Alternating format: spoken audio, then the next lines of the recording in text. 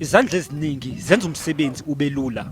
Amalungu omkhandlu avuka ekseni ukuzokwenza umsebenzi wokulungisa lo muzi. Where the house was in terrible conditions, we were able to turn the whole house around. 30 people from our council were able to help us today.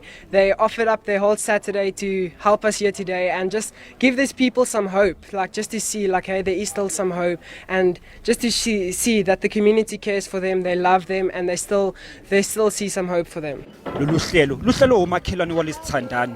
Baningi abanye abafaka isandla kulomsebenzi nabaxhasi bakwazile ke ukuzophosa itshe esivivaneni. I've had nearly 10 break-ins and I've had people steal my taps and I've had my geyser breaking, and in the middle of the night he'll give up whatever he's busy with and he'll come help.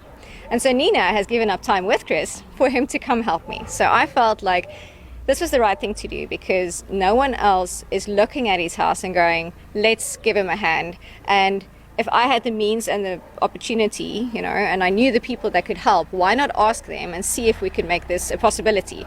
Wezithandani zikuthakasela kakhulu lokhu. Bye. Uthi ngijabule kakhulu. Lesi sipho esihle kakhulu kuthina. Anginawo amazwi. Lo mkhandlu unethemba lokuthi lokhu kuzogqugquzela intsha ukuthi size abantu ezweni.